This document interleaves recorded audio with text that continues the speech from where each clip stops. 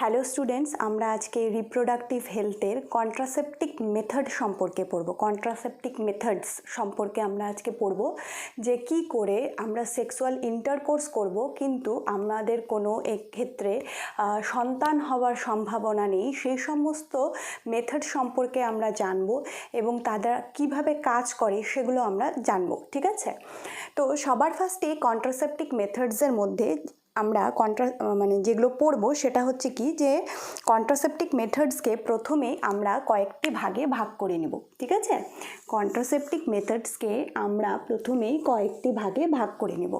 তার মধ্যে প্রথম যে ভাগটি আছে সেটাকে আমরা বলবো ন্যাচারাল মেথডস। ঠিক আছে, ন্যাচারাল মেথডসের পরে আমরা পড়ব হচ্ছে ব্যারিয়ার মেথড। তার মানে কি হচ্ছে, কিছু একটা বাধা প্রদান করছে। ওকে, ব্যারিয়ার মেথড। 3 নাম্বার আমরা পড়ব হচ্ছে কেমিক্যাল মেথড, অর্থাৎ নিশ্চয়ই আমরা রাসায়নিক কিছু পদার্থ এক্ষেত্রে ব্যবহার করা হবে। ঠিক আছে, আর লাস্ট আমরা পড়ব হচ্ছে সার্জিক্যাল মেথড, অর্থাৎ ডাক্তারি কিছু জিনিস আছে যেই জিনিসগুলো শুধু ডাক্তারই করবে। ঠিক আছে, আমরা করতে পারবো না, সে কিছু মেথডস আছে, সেইগুলোকে বলবো হচ্ছে সার্জিক্যাল মেথড। তো সবার প্রথমেই যেটা আমরা পড়বো সেটা হচ্ছে কি ন্যাচারাল মেথডস, অর্থাৎ প্রাকৃতিক উপায়ে কিভাবে কোনো রকম কোনো ব্যারিয়ার, দ্যাট মিনস আমরা কন্ডম ইউজ করব না বা কোনো পিল খাবো না। ঠিক আছে, এরকম মেথডস বাদ দিয়ে কিভাবে সম্পূর্ণ নিরাপদ উপায়ে আমরা গর্ভনিরোধক করতে পারবো, কন্ট্রাসেপটিক মেথড আমরা অ্যাপ্লাই করতে পারবো। তার মধ্যে এই ন্যাচারাল মেথডসের মধ্যে সবার প্রথমেই যেটা আমরা পড়ব সেটা হচ্ছে কি উইথড্রল মেথড। আচ্ছা, উইথড্রল মেথড। এক্ষেত্রে উইথড্রল মেথড মানেটা দেখো, তোমরা নিজেরাই বুঝতে পারছো। সেটা হচ্ছে কি উইথড্রল মানে কি, উইথড্রল কথাটার মানে হচ্ছে তুলে নেওয়া। তার মানে হচ্ছে কি যখন ইজাকুলেশন হবে, অর্থাৎ কি আমরা পড়েছিলাম যে যখন হচ্ছে সেক্সুয়াল ইন্টারকোর্সের ক্ষেত্রে কি হয় যে পুরুষরা সাধারণত ফিমেল ভ্যাজাইনার মধ্যেই হচ্ছে কি ইজাকুলেশন করে, বাট উইথড্রল মেথডসে কি হবে যে পুরুষরা ইজাকুলেশন কখনোই ফিমেল বডির ইনসাইডে করবে না, সে যেখানে খুশি করতে পারে, কিন্তু কোনো মতেই ফিমেল বডিতে যদি উইথড্রল না হয়, ইজাকুলেশন যদি না হয়, তাহলে সেক্ষেত্রে কি হবে, ফিমেল বডি মধ্যে যাবে না, তাহলে সেক্ষেত্রে কি প্রেগনেন্ট হওয়ার চান্সেস খুবই কমে যাচ্ছে। তো প্রথম মেথডটা হচ্ছে উইথড্রল মেথড। এটার আরেকটা নাম আছে যার নাম হচ্ছে কয়টাস ইন্টারাপ্ট।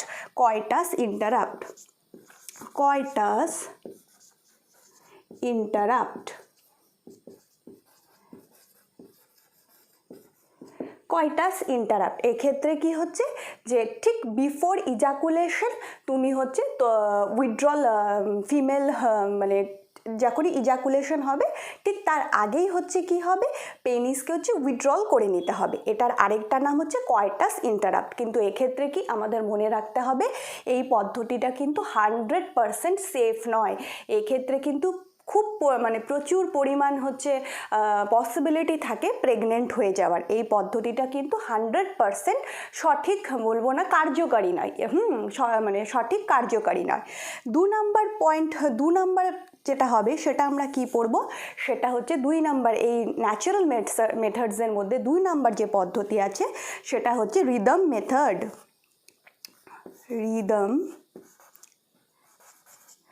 রিদম বানানটা কি হবে, RHYTHM, রিদম মেথড। আচ্ছা, রিদম মেথড কি, দেখো রিদম মেথড সম্পর্কে আমরা কি পড়ব। রিদম মেথডটা হলো এরকম যে এক্ষেত্রে কি হবে, খুব ভালো করে মন দিয়ে শোনো। যারা মেনস্ট্রুয়াল সাইকেলের ক্লাস করেছো আমার কাছে, তারা হচ্ছে খুব ভালো মতো জানো, তারা কিছু জিনিস একদম তোমাদের মাথায় ক্লিয়ার থাকবে যে আমরা কি জানি, আমাদের মেনস্ট্রুয়াল যে সাইকেলটা আছে সেটা হচ্ছে 28 ডেজের চলে। তো 28 ডেজ আমরা ধরে নিয়েছি, এটা আমরা থিওরিটিক্যাল পড়েছি। ঠিক আছে? সেই 28 ডেজে তুমি কি সবসময় কি ফার্টাইল থাকো? নিশ্চয়ই না। আমরা জানি একটা টাইমে ওভিউলেশন হয়, আর ওভম হচ্ছে মাত্র হচ্ছে তার লাইফ স্প্যান হচ্ছে 14 ঘন্টা থেকে হচ্ছে 24 ঘন্টা। এই লাইফ স্প্যানের মধ্যেই তোমার যদি ফার্টিলাইজেশন হয় তাহলেই কিন্তু তোমার প্রেগনেন্ট হওয়ার চান্স আছে, না হলে নেই। এই কথাগুলো আমরা বারবার পড়ে এসেছি। তাহলে আমরা দেখে নিই যে যদি তোমার এখানে আমি 28 ডেজ করলাম, 28 ডেজ করলাম, আর এইখানে আমি করলাম 1 ডেজ, ঠিক আছে? এই মেনস্ট্রুয়াল সাইকেলের, ঠিক আছে? এই 1 থেকে যে 5 দিন আছে, তোমরা জানো 1 থেকে 5 দিন হচ্ছে কি মেনস্ট্রুয়াল সাইকেল চলে, মেনস্ট্রুয়াল সাইকেল চলে। তো এই টাইমে যদি কেউ সেক্সুয়াল ইন্টারকোর্স করে তো বেবি হওয়ার চান্সেসের একদমই মানে বেবি হওয়ার চান্স একদমই নেই। এরপরে কি হয়, আমি এখানে ধরে নিলাম 14 ডে। 14 ডে কেন আমাদের কাছে খুব ইম্পর্টেন্ট? কারণ 14 ডেটা হচ্ছে আমরা জানি যে আমাদের ওভিউলেশন ডে। কিন্তু আমরা জানি যে কি ফিমেল সবাই তো আর মানে আমরা মেয়েরা তো আর লাইক মেশিন না যে 14 ডেজ মানে 14 ডেজেই ওভিউলেশন হবে, এরকম কোনো ব্যাপার নেই। তো এক্ষেত্রে কি হতে পারে, প্লাস মাইনাস আমরা 5 করব, ঠিক আছে? 13তেও হতে পারে, 12তেও হতে পারে, 11তেও হতে পারে, ঠিক আছে? আবার এই দিকে কি হচ্ছে, 15তেও হতে পারে, 16তেও হতে পারে, 17তেও হতে পারে। তাহলে এই যে টাইমটা 11 দিন থেকে 17 দিনের মধ্যে যে কোনো দিন ওভিউলেশন হতে পারে মেয়েদের ক্ষেত্রে। তো এই 11 থেকে যে এই 11 থেকে মানে এই 11, 12, 11তম দিন, 12তম দিন, 13তম দিন, 14তম দিন, 15তম দিন, 16তম দিন, 17তম দিন, এই যে দিনগুলো আছে, এই দিনগুলো কিন্তু এই 11 থেকে যে 11তম দিন থেকে যে 17তম দিন, এই দিনটাকে আমরা কি বলবো? এই দিনটাকে আমরা বলবো ফার্টাইল পিরিয়ড। ফার্টাইল পিরিয়ড মানে উর্বর দশা। এই উর্বর দশার মধ্যেও যদি হচ্ছে কেউ সেক্সুয়াল ইন্টারকোর্স করে তাহলে কিন্তু প্রেগনেন্ট হওয়ার চান্সেস মারাত্মক। কিন্তু এই 11 ডেজের আগে 11 ডেজের আগে কি 10, 1 থেকে 5 দিন তো মেনস্ট্রুয়াল ডেজেই চলে গেল। তারপরে 6, 7, 8, 9, 10 এই যে দিনটা, তাহলে 1 থেকে 5, 6, 7, 8, 9, 10 এই যে দিনটা, এটা হচ্ছে সেফ পিরিয়ড। সেফ পিরিয়ড আমি বলবো সেফ। এই টাইমে যদি করা যায়, এই টাইমে যদি সেক্সুয়াল ইন্টারকোর্স করা হয় তাহলে হচ্ছে প্রেগনেন্ট হওয়ার চান্সেস মোটামুটি কম থাকে। আবার তোমার 18 ডেজ থেকে 28 ডেজ অবধি যে দিনগুলো থাকে সেটাকেও আমরা বলবো হচ্ছে সেফ পিরিয়ড। এই টাইমেও হচ্ছে কি প্রেগনেন্ট হওয়ার চান্সেস খুব কম থাকে। তাহলে হচ্ছে কি তুমি তোমার বডিতে, ফিমেল বডিতে যে মেনস্ট্রুয়াল সাইকেল হচ্ছে এটার কাউন্টিং আমরা যদি ভালো মতো করি বা আমরা যদি জানতে পারি যে কখন কিভাবে ওভিউলেশন, বলা তো যায় না এক্স্যাক্টলি যে অমুক তারিখে ওভিউলেশন হবে, বাট আমি কাউন্টিং মেথডসে যদি মনে রেখে সেক্সুয়াল ইন্টারকোর্স করা হয়, যেরকম ধরো 11 থেকে 17 দিন, 17তম দিনটা মাঝখানে বাদ দিয়ে আগে বা তারপরে যদি সেক্সুয়াল ইন্টারকোর্স করা হয় আর যদি ইজাকুলেশন ফিমেল বডির ভেতরেই হয়ে যায় তাহলে সেক্ষেত্রে পসিবিলিটি কম থাকে। তবে এরকম না যে 100% সিকিওরড মেথড। এক্ষেত্রেও কিন্তু আমরা কখনোই বলতে পারবো না যে এই ন্যাচারাল যতগুলো মেথডস আমরা পড়বো একটাকেও আমরা 100% সিকিওর মেথড বলতে পারবো না। এই পদ্ধতিটাকে কি বলবো? Rhythm method. Rhythm method circle অনুসারে এটা চলতে থাকে, এর জন্য হচ্ছে রিদম মেথড, ঠিক আছে? এরপরের যে মেথডটা আছে সেই মেথডটাকে কি বলবো? এরপরের মেথডটাকে আমরা বলবো হচ্ছে ল্যাকটেশনাল অ্যামোনোরিয়া। ল্যাকটেশনাল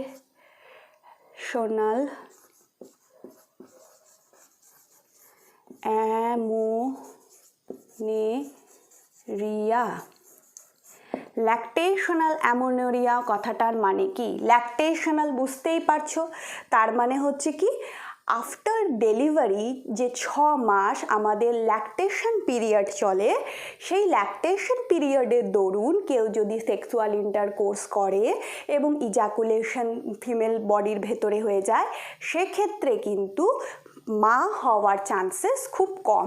সেজন্য এই পিরিয়ডটাকে বলা হয় হচ্ছে ল্যাকটেশনাল অ্যামোনোরিয়া। এটা কতদিন চলে? এটা 6 মান্থ ভ্যালিডিটি, 6 মান্থ।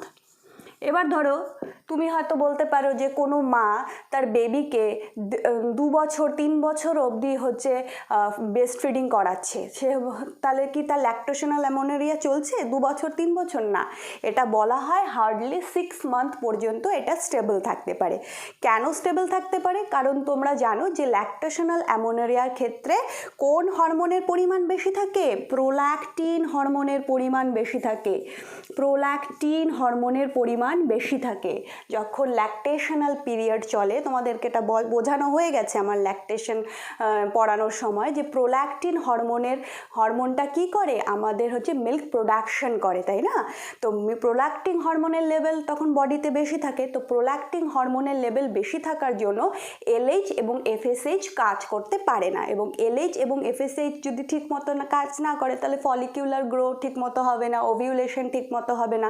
প্রত্যেকটা হরমোনের তো আমরা কাজ পড়েছি না মেনস্ট্রুয়াল সাইকেলে। তো এটা মনে রাখবে যে প্রোল্যাকটিন হরমোনের কাজ হচ্ছে এখানে মানে প্রোল্যাকটিন হরমোনের যে পরিমাণ সেটা বেশি থাকে। আরেকটা কথা এখানে আমার যেটা বলতে হবে তোমাদেরকে, তোমরা দেখেছো অনেক সময় এরকম অনেক ভাই বোন আছে যাদের মধ্যে গ্যাপ হচ্ছে 1 বছর বা 1.5 বছর, ঠিক আছে? তাহলে সেক্ষেত্রে কি তোমরা বলবে যে ল্যাকটেশনাল যে অ্যামোনেরিয়া আছে সেটা 100% কার্যকারী? কখনোই না। আমরা এই যে যত বললাম যে ন্যাচারাল মেথড যতগুলো আছে একটাকেও কিন্তু আমরা 100% সাকসেসফুল বলতে পারবো না, সিকিউরড মেথড বলতে পারবো না। তো এগুলো হলে গিয়ে ন্যাচারাল মেথড, যেখানে আমি আগেই বললাম যে কোনো রকম আমরা পিলস কন্ডমস এগুলো কিছু ইউজ করবো না, এগুলো পুরোপুরি হচ্ছে ন্যাচারাল পদ্ধতি, ঠিক আছে? আচ্ছা, এক্ষেত্রে কি কোনো রকম কোনো মানে সাইড এফেক্টসও নেই, ঠিক আছে? তো কিন্তু 100% এনশিওরও আমরা করতে পারবো না, ঠিক আছে? তো ন্যাচারাল মেথডসের পরেই আমরা পড়বো হচ্ছে barrier method. Barrier method, natural methods হয়ে গেছে, এইবার আমরা পড়বো হচ্ছে বেরিয়ার মেথড। তো বেরিয়ার কথাটার মানেই তোমরা দেখো বুঝতে পারছো যে তার মানে কিছু একটা জিনিস তো হবে যেটা আমাদের বাধা প্রদান করবে, কিছু একটা জিনিস আমরা করবো যেটাতে আমাদের বাধা প্রদান করবে, ঠিক আছে? তো এর হচ্ছে বেরিয়ার মেথড। কিন্তু বেরিয়ার মেথড পড়ার আগে আমাদের কিছু জিনিস জানতে হবে যে কেন আমরা বেরিয়ার মেথড মানে কেন বলবো না, বেরিয়ার মেথডসের ক্ষেত্রে কিছু ক্যারেক্টারিস্টিক ফিচার্স, সেগুলো কি? অবশ্যই সেগুলো ইউজার ফ্রেন্ডলি হতে হবে, যে আমি যেন ঠিকঠাক করে ইউজ করতে পারি। খুব যদি জটিল হয় ব্যাপারটা তাহলে তো অনেকেই বুঝতে পারবে না, তো ইউজার ফ্রেন্ডলি হতে হবে। 2 নাম্বার হচ্ছে কি পয়সা কস্ট এফেক্টিভ হতে লাগবে। খুব যদি দামি হয় তাহলে কেউ ইউজ করতে পারবে না, অটোমেটিকলি একটু কম দামি হলে সবাই ইউজ করতে পারবে। 3 নাম্বার হচ্ছে কি কোনো সাইড এফেক্ট থাকবে না, কোনো পার্শ্বপ্রতিক আমি ইউজ করলাম এদিকে আমার প্রচুর পরিমাণে সাইড এফেক্টস হচ্ছে তাহলেও সেটা চলবে না, ঠিক আছে? বেরিয়ার মেথডসের ক্ষেত্রে তো এগুলো হচ্ছে এগুলোর ক্যারেক্টারিস্টিক ফিচার। বাট এই বেরিয়ার মেথডগুলো কিন্তু ন্যাচারাল মেথডসের থেকে খুব বেশি পরিমাণে হচ্ছে কি সিকিউরিটি তোমাকে প্রদান করবে, ঠিক আছে? সিকিউর থাকবে তুমি এখানে। তো বেরিয়ার মেথডসের ক্ষেত্রে কি করব আমরা? বেরিয়ার মেথডের ক্ষেত্রে আমরা যেটা করব যে বেরিয়ার মেথডকে আমরা বেরিয়ার মেথড দুই ভাগে আমরা ভাগ করে নিব। কি? একটা হচ্ছে মেলরা বেরিয়ার মেথড ইউজ করে, মেল বেরিয়ার মেথড ইউজ করে, আর 2 নাম্বার হচ্ছে কি ফিমেলরাও হচ্ছে কিছু বেরিয়ার ইউজ করে, বুঝছে? তো মেলরা যে বেরিয়ার মেথড ইউজ করে সেটাকে আমরা কি বলবো? কন্ডম। সবাই নাম শুনেছ, কন্ডম, ঠিক আছে? কন্ডম। এবং তোমাদের বইয়ের মধ্যে একটা কন্ডমের ব্র্যান্ডের নাম দেওয়া আছে, সেটার নাম হচ্ছে নিরোধ, ঠিক আছে? তো এছাড়া মার্কেটে আরও প্রচুর অ্যাভেলেবেল আছে, বাট সেগুলো নিয়ে আমরা মাথা ঘামাবো না। তো কন্ডম ব্যাপারটা কি? কন্ডম ব্যাপারটা হচ্ছে বেসিক্যালি একটা ল্যাটেক্স সিড, অর্থাৎ হচ্ছে কি ল্যাটেক্সের চাদর, যেটা কিনা মেল যে সেক্স অর্গান আছে সে হচ্ছে পরিধান করবে, অর্থাৎ মেলরা পরবে এখানে সেক্ষেত্রে। তো সেক্ষেত্রে কি হবে? আমরা যেটা জানি যে ধরো আমরা আগের থেকে যে জিনিসগুলো জানি সেগুলো আমরা একটু পড়ে নিই।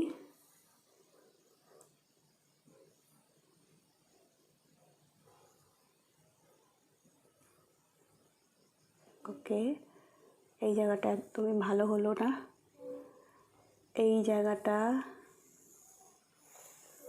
ভ্যাজাইনা হয়ে গেল, এখান থেকে আমি ফেলোপিয়ান টিউবস দিয়ে দিব।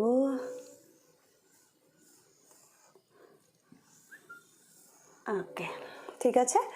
আচ্ছা, এই জায়গাটা হচ্ছে কি দেখিনি।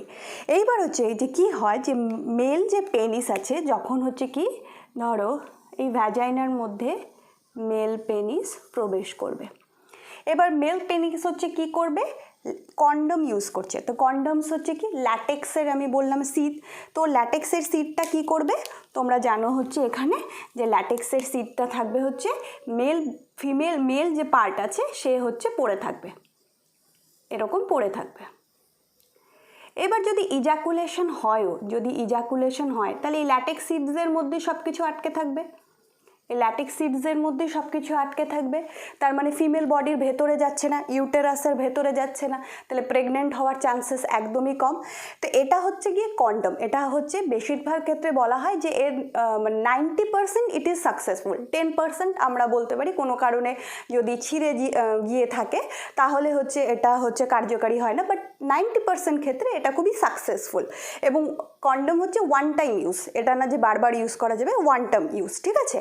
তেমনি ফিমেলদের ক্ষেত্রেও যে ব্যারিয়ারগুলো আছে সে ব্যারিয়ারগুলোর নাম আমাদের পড়তে হবে। সে ব্যারিয়ারগুলোর নাম কি, ফার্স্ট হচ্ছে ফিমেল কন্ডম যেটা আছে, সে ফিমেল কন্ডমের নাম কি, ফিমেল কন্ডমের নাম হচ্ছে ফেমিডম,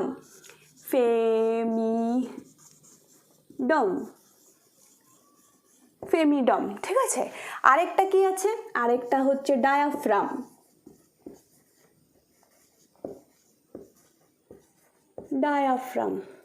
3 নাম্বার কি আছে, সার্ভাইকাল ক্যাপ,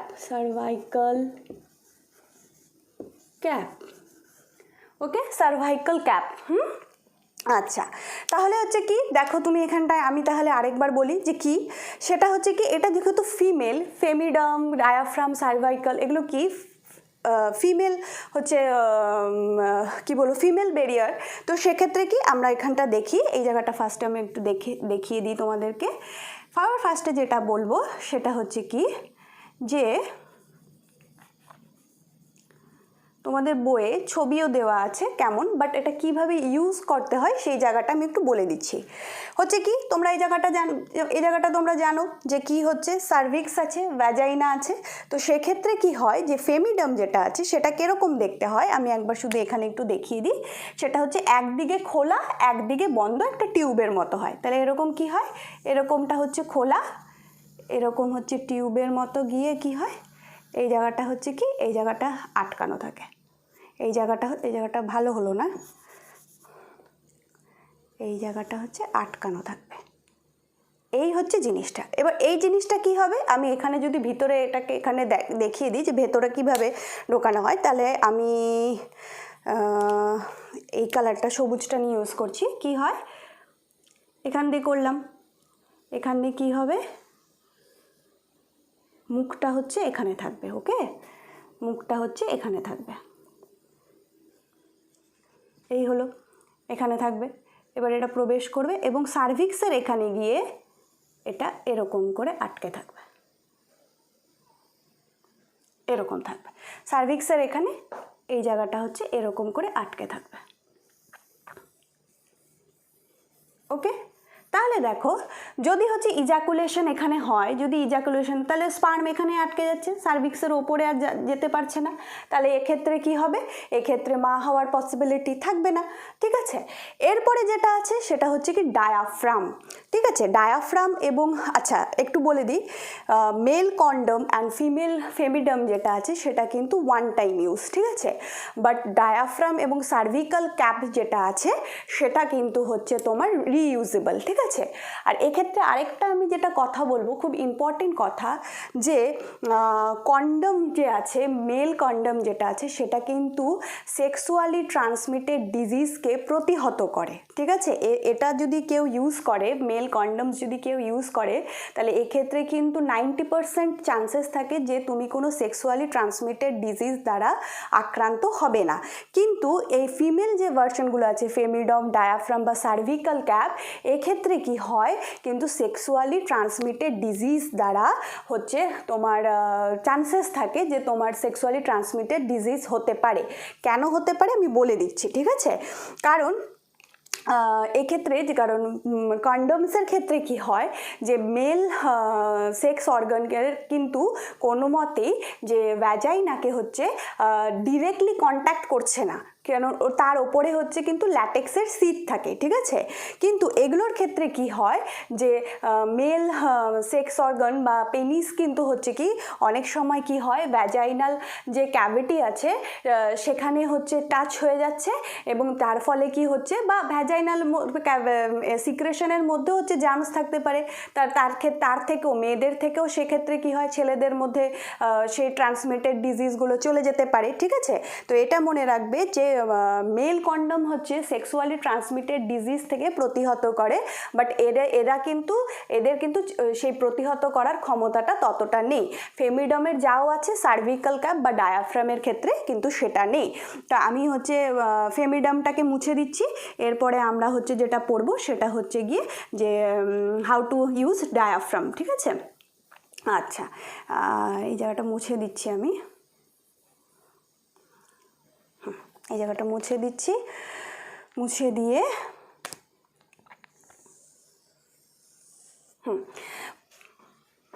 এইবার যেটা আমরা পড়বো সেটা হচ্ছে ডায়াফ্রাম। ডায়াফ্রামটা দেখতে কেমন হবে সেটা আমরা আগে পড়ি। ডায়াফ্রামটা দেখতে হয় হচ্ছে তোমার গিয়ে যে এরকম দেখতে হয়, এরকম দেখতে হবে, ঠিক আছে। এই ডায়াফ্রামটা কোথায় পড়ানো থাকে? এই ডায়াফ্রামটা হচ্ছে এখানে পড়ানো থাকবে, সার্ভিক্সের মধ্যে পড়ানো থাকবে, এই জায়গাটাতে পড়ানো থাকবে, ঠিক আছে। আর এবার হচ্ছে তোমরা দেখো যদি হচ্ছে সেক্সুয়াল ইন্টারকোর্স হয়, ইজাকুলেশনস হয়, তাহলে হচ্ছে কি এই সার্ভিক্সের মধ্য দিয়ে হচ্ছে তোমার শুক্রাণু হচ্ছে ইউটেরাইন ক্যাভিটিতে প্রবেশ করতে পারবে না। বাট ইন কেস এই ক্ষেত্রে আমি যেটা বললাম যে কেন সেক্সুয়ালি ট্রান্সমিটেড ডিজিজ হওয়ার চান্সেস আছে, কারণ দেখো মেল যে সেক্স অর্গান আছে সেটা হচ্ছে ফিমেল বডি পার্টের সাথে ডিরেক্ট কন্ট্যাক্ট হচ্ছে। এক্ষেত্রে ফিমেলের যদি কোনো রকম কোনো মানে সেক্সুয়ালি ট্রান্সমিটেড ডিজিজ থাকে সেটা মেলের মধ্যে চলে যাবে, বা মেলের যদি কোনো ট্রান্সমিটেড ডিজিজ থাকে তাহলে কিন্তু সেটা ফিমেল বডিতে চলে আসবে, ঠিক আছে। তো এই হচ্ছে গিয়ে ব্যাপারটা, যেটা হচ্ছে সার্ভিক্যাল কাম এবং ডায়াফ্রাম, যেটা দুটোই দেখতে অনেকটাই একরকম, ঠিক আছে। তো এগুলো হচ্ছে গিয়ে বললাম বেরিয়ার মেথড। এরপরে আমরা পড়বো হচ্ছে কেমিক্যাল মেথড। কেমিক্যাল মেথডের মধ্যে সবার প্রথম যেটা আমরা পড়বো সেটা হচ্ছে কি স্পার্মিসাইড জেল। স্পার্মিসাইড জেল কার মধ্যে পড়বো? কেমিক্যাল মেথডসের মধ্যে পড়বো, তাই তো। কেমিক্যাল মেথডসের মধ্যে প্রথমেই যেটা আমরা পড়বো স্পার্মিসাইড জেল। স্পার্মিসাইড জেলসের মধ্যে একটা মানে কি, স্পার্মিসাইড জেল শুক্রাণুনাশক জেলি, ঠিক আছে, শুক্রাণুকে মেরে ফেলবে, ঠিক আছে। তো তার মধ্যে তোমাদের একটা হচ্ছে কি কি বলে ওটাকে, তোমার উদাহরণ যেটা আছে সেটা হচ্ছে স্পার্মিসাইড জেলে, সেটা হচ্ছে নোনক্সিল 9, ঠিক আছে। নোনক্সিল 9, ঠিক আছে। এটার নাম মনে রাখতে হবে, তোমাকে বলতে পারে একটা শুক্রাণুনাশক জেলির উদাহরণ দাও, তখন তোমাদের মনে রাখতে হবে নোনক্সিল 9। আচ্ছা, এরপরে যেটা আমরা পড়বো সেটা হচ্ছে কি 2 নাম্বার যেটা আছে কেমিক্যাল মেথডসের মধ্যে সেটা হচ্ছে পিলস। পিলস হচ্ছে কি যেটা আমরা ওরালি খাচ্ছি, ঠিক আছে। পিলসকে আমরা হচ্ছে 2 ভাগে ভাগ করব। সেগুলো কি? সেগুলো হচ্ছে ফার্স্টে COC, মানে কি কম্বাইন্ড ওরাল কন্ট্রাসেপটিভ পিল, ঠিক আছে। Combined oral contraceptive pills. আরেকটা হচ্ছে কি POP, প্রোজেস্টেরন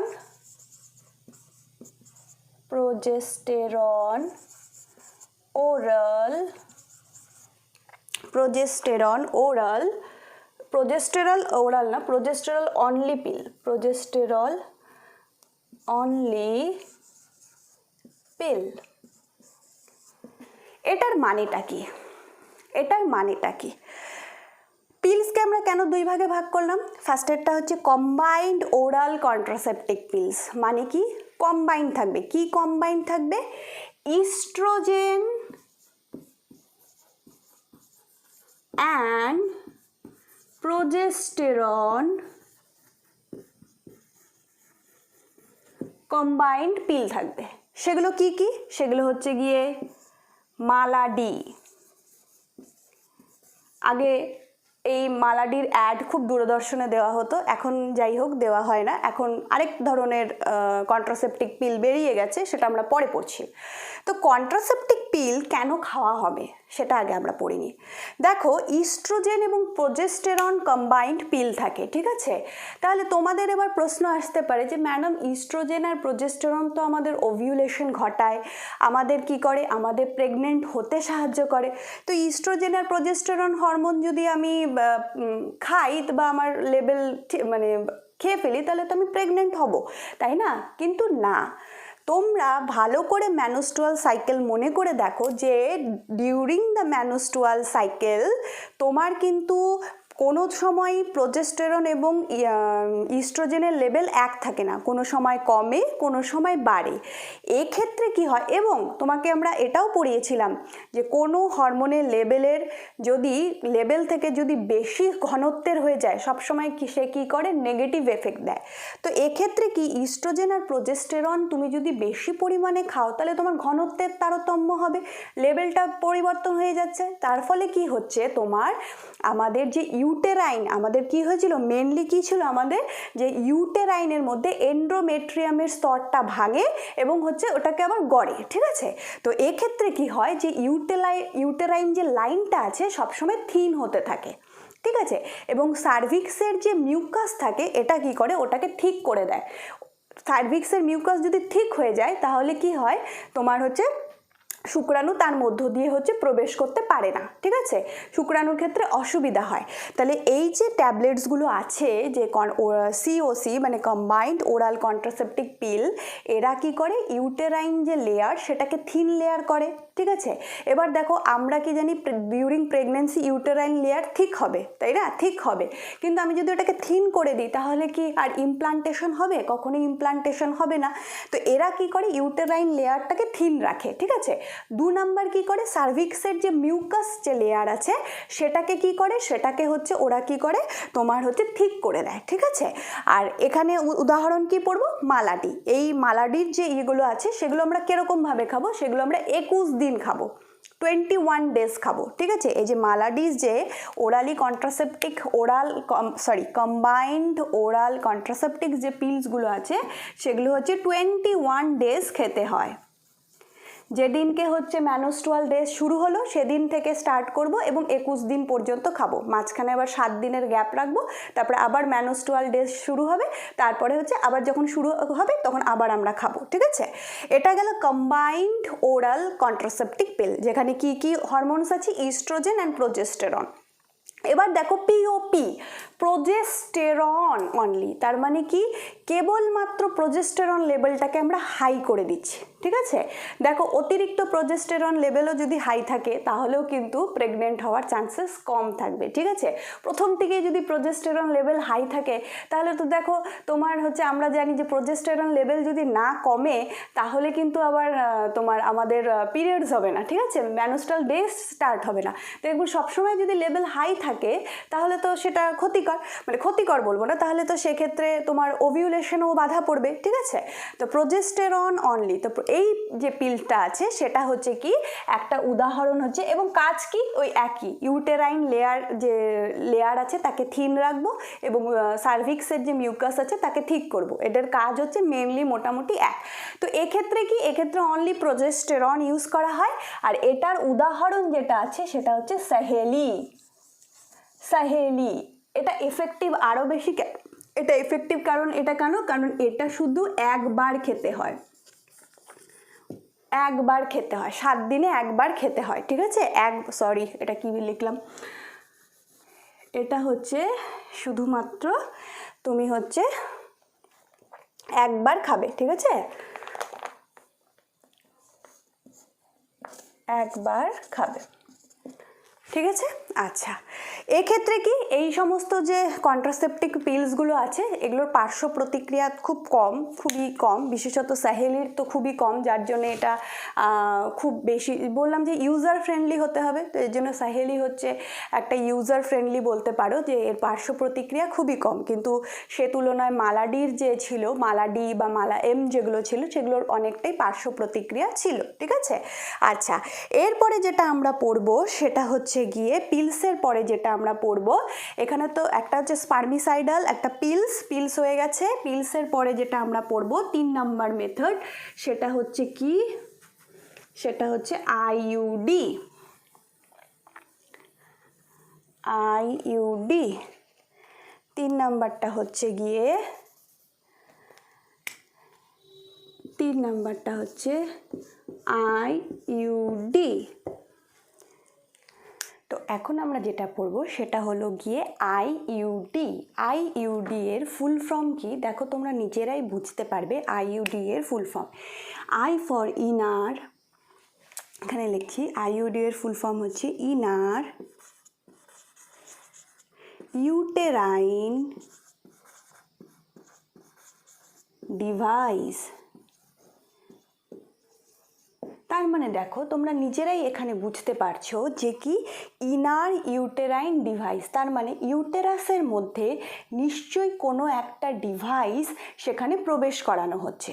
তো এটা দেখতে কেমন হয়, এটা দেখতে অনেকটা এরকম টাইপ হয়, ঠিক আছে। এই যে জিনিসটা আমি এখানে আঁকলাম এটার নাম কি, এটার নাম হলো গিয়ে কপার টি। ইনার ইউটেরাইন ডিভাইসের একটা উদাহরণ হলো গিয়ে, খুব প্রচলিত উদাহরণ হলো গিয়ে কপার টি। তো কপার টিকে কীভাবে আমরা দেখি যে কিভাবে ইউজ করা হয়। কি করেছিলাম আগের দিনও আমরা একটা আঁকা এঁকেছিলাম, যেটা সেটা আবার একটু আঁকি, যেটা তোমাদের খুব পরিচিত আঁকা হয়ে গেছে।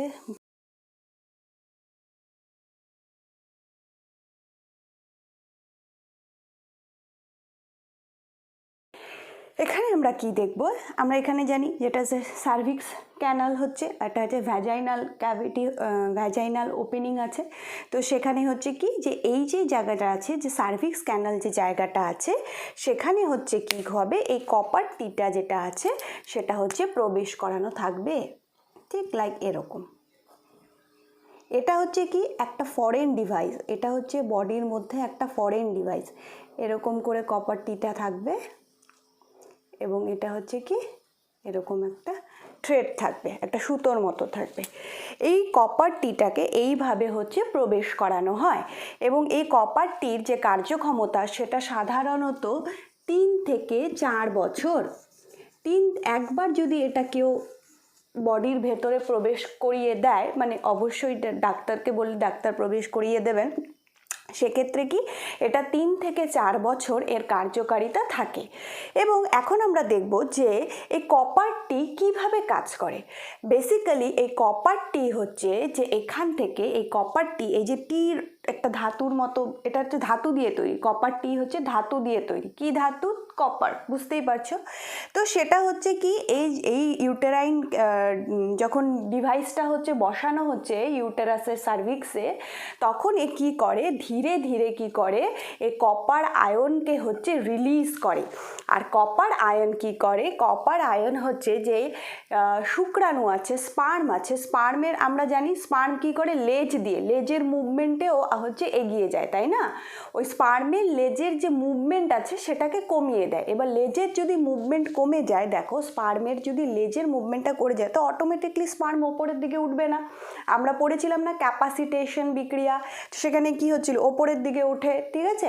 তখন আরও বেশি হচ্ছে স্পার্মের লেজের চলন ক্ষমতা প্রচণ্ড পরিমাণ বৃদ্ধি পায়। তো কপারটি কী করে, স্পার্মের যে লেজের যে চলন ক্ষমতা সেটাকে হচ্ছে কমিয়ে দেয়, ঠিক আছে। এই হচ্ছে কপারটি।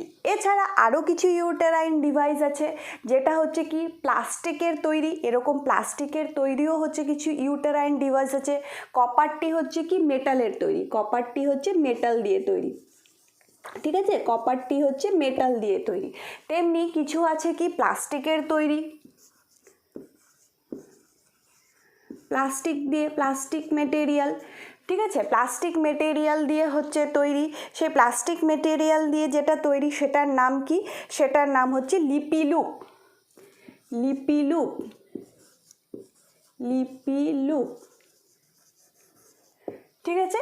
লিপিলুপটা দেখতে কি, লিপিলুপটা দেখতে অনেকটা হচ্ছে মানে অনেকটা আমাদের লিপসের মতো, ঠিক আছে, আমাদের লিপসের মতো হচ্ছে দেখতে, সেটা হচ্ছে লিপিলুপ, সেটা হচ্ছে প্লাস্টিক দিয়ে তৈরি, সেটাও একটা মানে আইইউডি, ঠিক আছে। এছাড়া আছে কি কিছু হরমোন রিলিজিং আইইউডি, কিছু হচ্ছে কি hormone releasing IUD, hormone releasing IUD, okay, hormone releasing IUD. এবার তোমরা নিজেরাই জানো কোন হরমোন এখানে রিলিজ হবে, প্রোজেস্টেরন হরমোন হচ্ছে রিলিজ হবে, প্রোজেস্টেরন হরমোন রিলিজ হবে, প্রোজেস্টেরন হরমোন হচ্ছে রিলিজ হবে। এবং কাজ কি, ওই একই কাজ আমরা যেটা পিলসের ক্ষেত্রে পড়েছিলাম। এরা কি করে, আমাদের যে ইউটেরাইন লেয়ার আছে, এন্ড্রোমেট্রিয়ামের লেয়ারে বাধা দান করে, মিউকাসটাকে হচ্ছে ঠিক করে, সার্ভিক্সের যে মিউকাস থাকে তাকে ঠিক করে, মানে ঘন করে দেয়। ঘন করে দেওয়ার ফলে কি হয়, শুক্রাণু তার মধ্য দিয়ে প্রবেশ করতে পারে না, ওর চলন ক্ষমতাকে কমিয়ে দেয়, ঠিক আছে। তাহলে আইইউডির মধ্যে আমরা কি পড়লাম, একটা কপারটি, একটা হচ্ছে প্লাস্টিকের যেটা হচ্ছে লিপিলুপ, আর একটা হচ্ছে হরমোন রিলিজিং আইইউডি, যেটা হচ্ছে কি মেইনলি হচ্ছে প্রোজেস্টেরন হরমোন হচ্ছে রিলিজ করে, ধীরে ধীরে রিলিজ করে। এবং মনে রাখবে ভারতবর্ষের সব থেকে যদি কি বলবো গ্রহণযোগ্য এবং সব থেকে বেশি ব্যবহারযোগ্য মহিলাদের ক্ষেত্রে ব্যবহারযোগ্য যে কন্ট্রাসেপটিক পলিসিস আছে তার মধ্যে আইইউডি হচ্ছে সব থেকে বেশি ও হচ্ছে ইউজ করা হয়, মহিলারা সব থেকে বেশি হচ্ছে আইইউডি ইউজ করে, ঠিক আছে। আচ্ছা, তো এই গেল হচ্ছে কেমিক্যালস মেথডসের মধ্যে আইইউডি। এরপরে আমরা যেটা পড়বো, আইইউডির পরে যেটা আমরা পড়বো, আইইউডি হয়ে গেল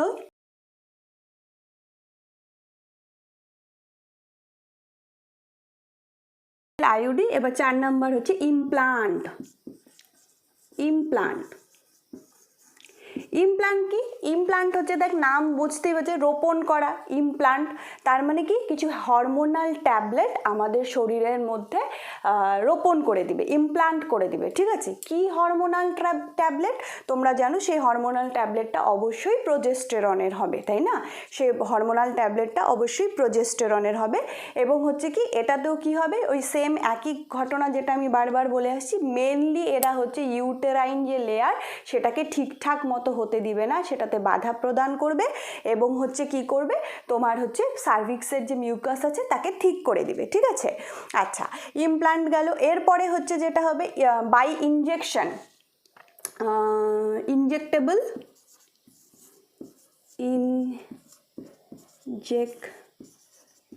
ইনজেক্টেবল কন্ট্রাসেপটিক, কন্ট্রাসেপশন। আচ্ছা, দেখো কি বলেছে, ইনজেক্টেবল কন্ট্রাসেপশন মানেটা হচ্ছে কি, মানেটা হচ্ছে গিয়ে যে ইনজেক্টেবল কন্ট্রাসেপশন মানে যে ইনজেকশনের মাধ্যমে তোমার বডিতে কি হবে, প্রোজেস্টেরন দিয়ে দিবে। আগেরটা কি ছিল, ইমপ্লান্ট, তার মানে কি ক্যাপসুল যে থাকে, ক্যাপসুলসগুলোকে বডির ভেতরে ইমপ্লান্ট করে দেয়। এর একটা হচ্ছে উদাহরণ হচ্ছে নর প্ল্যান্ট, নর প্ল্যান্ট হচ্ছে এর উদাহরণ, ইমপ্লান্টের উদাহরণ, ঠিক আছে।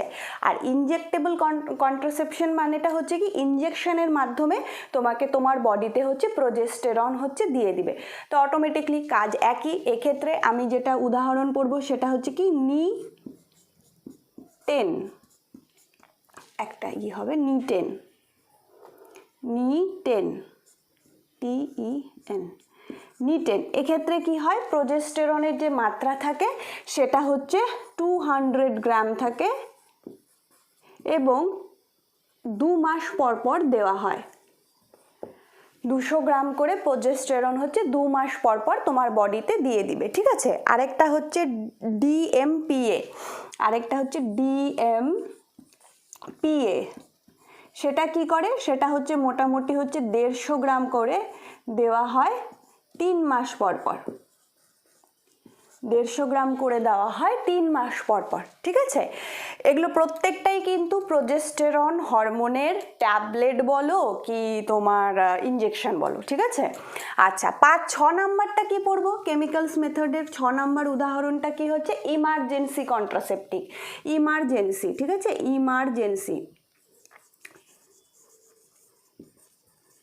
Emergency contraception.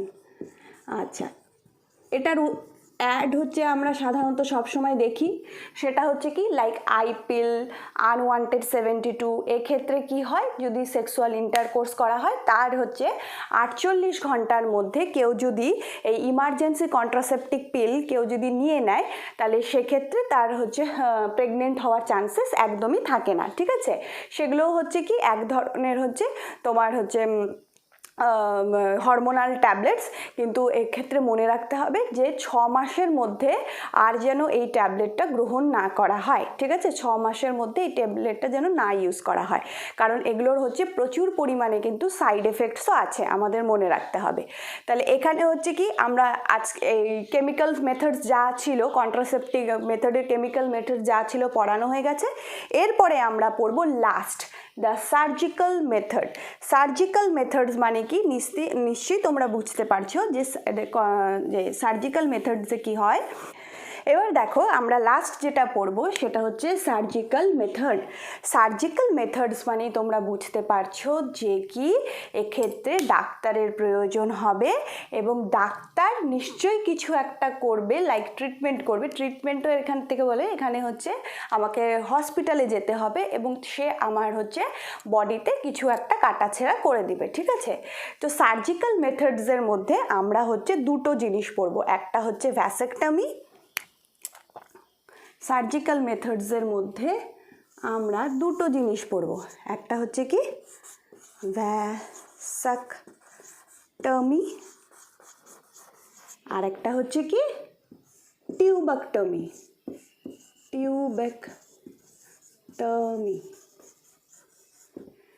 ওকে, ভ্যাসেক্টমি এবং হচ্ছে টিউবেক্টমি। তো ভ্যাসেক্টমি যেটা আছে সেটা কি, ভ্যাসেক্টমি হচ্ছে ছেলেদের ক্ষেত্রে করা হয়, এখানে হচ্ছে কি মেলসদের ক্ষেত্রে হচ্ছে ভ্যাসেক্টমি ইউজ করা হয়, আর হচ্ছে ফিমেলদের ক্ষেত্রে হচ্ছে টিউবেক্টমি ইউজ করা হয়। দেখি কিভাবে ইউজ করবে।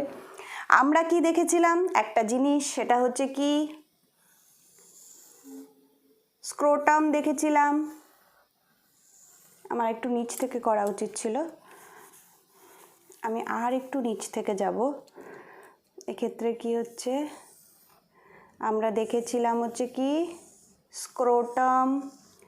স্ক্রোটামের মধ্যে কি ছিল তোমরা জানো, স্ক্রোটামের মধ্যে ছিল টেস্টিস। তোমরা মেল রিপ্রোডাক্টিভ পার্ট পড়েছো সেজন্য তোমরা জানো স্ক্রোটামের মধ্যে থাকে টেস্টিস। টেস্টিসের থেকে কি হয় আমরা পড়েছিলাম, টেস্টিসের থেকে এপিডিডাইমিস বলে একটা জিনিস বার হয়। এপিডিডাইমিস বলে একটা নালী বের হয় যেটার মধ্য দিয়ে কি হয় শুক্রাণু, এপিডিডাইমিস বলে একটা নালী থাকে, তার নাম হচ্ছে যেখানে হচ্ছে কি মেনলি শুক্রাণু হচ্ছে ম্যাচিওর্ড হয় তোমরা জানো। এপিডিডাইমিস হচ্ছে কি হয় তারপরে কি হয়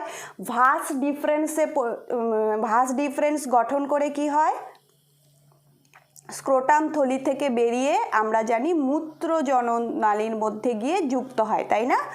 মূত্র জননতন্ত্রের মধ্যে যুক্ত হয়, যেখানে আমরা কি পড়েছিলাম দেখো, যেখানে আমরা পড়েছিলাম হচ্ছে এখানে কি থাকে, এখানে থাকে হচ্ছে সেমিনাল ভেসিকল, দুদিকেই থাকে সেমিনাল ভেসিকল। এই এপিডিডাইমিস কি হয় ইউরেটারের ওপর দিয়ে ঘুরে আসে, এটা ইউরেটারের ওপর দিয়ে ঘুরে এসে কি করবে সেমিনাল ভেসিকলের সাথে যুক্ত হবে, সেমিনাল ভেসিকলের থেকে যুক্ত হয়ে এদিক থেকেও আছে, আমি করছি না, আমি জাস্ট দেখাচ্ছি। সেমিনাল ভেসিকল, এই যে জায়গাটা সেমিনাল ভেসিকল, আমরা কিছু অ্যাক্সেসরি গ্ল্যান্ড পড়েছিলাম যার নাম ছিল সেমিনাল ভেসিকল। সেমিনাল ভেসিকল থেকে আসলো, এখানে কি থাকবে প্রস্টেট গ্ল্যান্ড থাকবে, এখানে থাকবে হচ্ছে কি প্রস্টেট গ্ল্যান্ড থাকে, তোমরা জানো প্রস্টেট গ্ল্যান্ড থাকবে। এখানে কি হবে প্রস্টেট গ্ল্যান্ড থাকে। তারপরে কি হয়, নিচে হচ্ছে থাকে হচ্ছে কি তোমরা জানো, সেটা হচ্ছে কি bulbo urethral gland. Bulbo urethral gland থাকে প্রস্টেটের নিচে, বাল্বো ইউরেথ্রাল গ্ল্যান্ড। তারপরে কি হয়,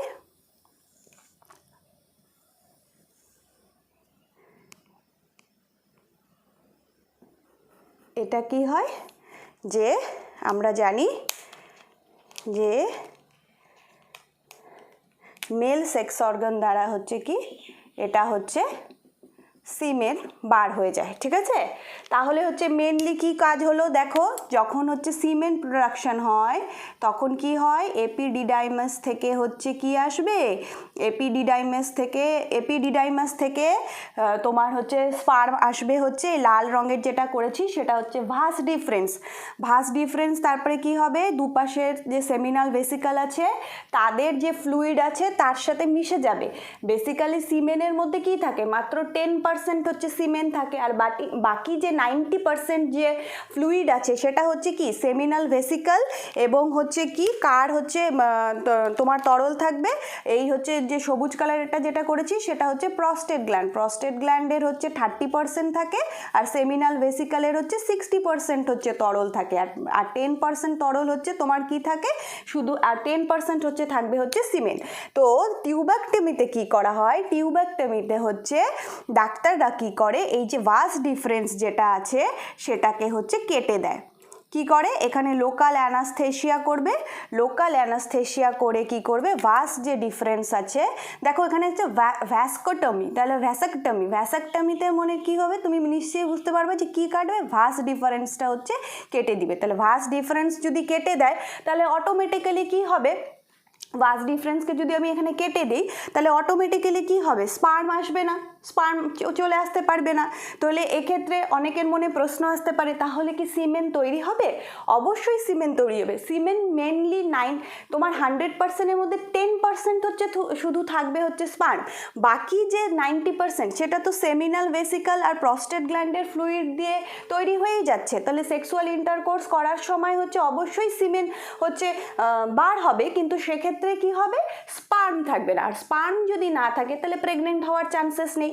এগুলো হচ্ছে কি একদম পার্মানেন্ট কন্ট্রাসেপশন, একদম পার্মানেন্টলি তুমি হচ্ছে তোমাকে পার্মানেন্টলি হচ্ছে কি করে দিবে, বাবা হওয়ার যে ক্ষমতা সেটাকে তোমার বন্ধ করে দিবে। আর টিউব্যাক্টমির ক্ষেত্রেও কি মা হওয়ার ক্ষমতা একদম পুরোপুরি চলে যাবে, মানে আর তুমি এটাকে কিন্তু ফেরত আনতে পারবে না। ঠিক আছে, তার মানে এই নাই যে টিউব্যাক্টমি বা ভ্যাসাকটমি ইউজ করলে তোমার সেক্সুয়াল ডিজায়ার কমে যাবে, সেটা একদমই না। কারণ হচ্ছে তোমরা জানো যে টেস্টোস্টেরন যে থাকে, টেস্টোস্টেরন কিন্তু এই ভাস ডিফারেন্সের মধ্য দিয়ে শরীরের মধ্যে চলে যায় না। টেস্টোস্টেরন কি হয় আমরা জানি, হরমোন কি হয়, প্রাণীদেহে হরমোন হচ্ছে রক্তের মাধ্যমে বাহিত হয়। তো এখানে যা টেস্টোস্টেরন উৎপন্ন হবে রক্তের মাধ্যমে হচ্ছে পুরুষদের পুরো বডিতে হচ্ছে পৌঁছে যাবে। ঠিক আছে, তো সেক্ষেত্রে কোনো রকম কোনো ভয়ের চান্সেস নেই। এক্ষেত্রে হচ্ছে কি জাস্ট ফর হচ্ছে যে এক্ষেত্রে যে তোমার এই ভ্যাসাকটমির ক্ষেত্রে কি হয় যে স্পার্মটা যে আছে, ভাস ডিফারেন্সটা যে আছে সেটাকে জাস্ট কেটে দেওয়া হয়, যার ফলে কি হয় স্পার্ম হচ্ছে তোমার হচ্ছে আর হচ্ছে যে সিমেনের মধ্যে প্রবেশ করবে না। তাহলে ভ্যাসাকটমি হচ্ছে বুঝতে পারছো কি বলেছে, ভাস ডিফারেন্সকে হচ্ছে কেটে দিচ্ছে, ডিফারেন্সকে হচ্ছে কেটে দিচ্ছে। ঠিক আছে, কেটে দিচ্ছে। আচ্ছা, এইবার হচ্ছে আমরা কি পড়বো, এইবার আমরা পড়বো হচ্ছে টিউব্যাক্টমি, যেটা হচ্ছে মহিলাদের ক্ষেত্রে। আবার করি কি, মহিলাদের ক্ষেত্রে দেখি কি জিনিস হয়।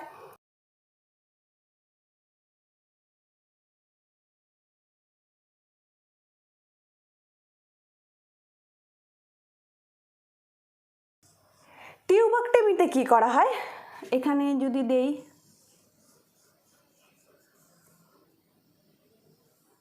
আচ্ছা এখানে কি আছে, এখানে হচ্ছে ওভারিজ আছে। ঠিক আছে, আচ্ছা এবার হচ্ছে কি আমরা জানি সেটা হচ্ছে কি যে ডিউরিং হচ্ছে ম্যানুস্ট্রুয়াল সাইকেল আমার কি হবে, ওভারির থেকে হচ্ছে কি আসবে, ওভারির থেকে আসবে হচ্ছে ওভাম। ঠিক আছে, সেই ওভাম হচ্ছে কি হবে, এই ফেলোপিয়ান টিউবের মাধ্যমে হচ্ছে অ্যাম্পুলাতে আসে, এখানে হচ্ছে অ্যাম্পুলাতে আসে, তাই তো অ্যাম্পুলাতে আসে। এবং হচ্ছে ডিউরিং সেক্সুয়াল ইন্টারকোর্স কি হবে, তোমার শুক্রাণু এখানে এসে ওভামকে হচ্ছে নিষিক্ত করবে, অর্থাৎ ফার্টিলাইজেশন করবে। বাট এই প্রসেসটাকে আমরা বন্ধ করে দেব। আমরা কি করব, যখন টিউবাক্টমি করব, ফেলোপিয়ান টিউবটাকে কি করব, আমি কেটে দিব। ফেলোপিয়ান টিউবটাকে আমি কি করব, কেটে দিব। তাহলে ফেলোপিয়ান টিউব যদি আমি কেটে দেই, তাহলে অটোমেটিক্যালি দেখো কোনো একটা ব্রিজ আছে, ব্রিজটা যদি ভেঙে যায় তাহলে কি হবে, এই তোমার ওভিউল কি, তোমার ওভাম কি আর কোনো দিন অ্যাম্পুলার এই পোর্শনে আসতে পারবে? আসতে পারবে না। বা শুক্রাণু গিয়ে কি আর ডিম্বাণুকে কখনো নিষিক্ত করতে পারবে? পারবে না, কারণ মাঝখানে তো ব্রিজ ভাঙা। তাহলে এই প্রসেসটাকে আমরা বলবো হচ্ছে টিউবাক্টমি। টিউবাক্টমিতে কি করা হয়, ফেলোপিয়ান টিউব দুটোকে হচ্ছে কেটে দেওয়া হয়। আর এটাও হচ্ছে কি পার্মানেন্ট, চিরস্থায়ী এটা বন্দোবস্ত কিন্তু, কারণ একে তুমি যদি একবার টিউবাক্টমি করে ফেলো, সেই মহিলার কিন্তু আর মা হওয়ার ক্ষমতা নেই। এবং এখানেও অনেকটা প্রশ্ন আসে অনেকের, কারণ এগুলো হচ্ছে কি সচেতনতার অভাব। অনেকে ভাবে যে টিউবাক্টমি করলে হয়তো সেক্সুয়াল ডিজায়ারনেস কমে যায়, কিন্তু সেক্ষেত্রে একদমই না। সেক্সুয়াল ডিজায়ারনেস এগুলো এই প্রসেসে যদি কেউ মানে কন্ট্রাসেপশন নিয়ে থাকে, সেক্ষেত্রে সেক্সুয়াল ডিজায়ারের সাথে এটার কিন্তু কোনো সম্পর্ক নেই। শুধু কি তার মা হওয়ার যে ক্ষমতা সেটা চিরস্তরে বন্ধ হয়ে গেছে। ঠিক আছে? আচ্ছা, আজকের এই ক্লাসটা যদি তোমাদের ভালো লাগে তাহলে অবশ্যই হচ্ছে আমার চ্যানেলটিকে সাবস্ক্রাইব করো। আর যদি এই ভিডিওটি ভালো লাগে তাহলে অবশ্যই লাইক করো। আমরা এর পরের দিন এমটিপি আর হচ্ছে আর্ট সম্পর্কে পড়বো, অর্থাৎ হচ্ছে মেডিকেল টার্মিনেশন অফ প্রেগনেন্সি, আর আর্ট হচ্ছে অ্যাসিস্টেড রিপ্রোডাক্টিভ টেকনোলজি, সেই সম্পর্কে পড়বো এর পরের দিনে যে ক্লাসটা আমরা করব। তো আজকে এখানেই থাকলো।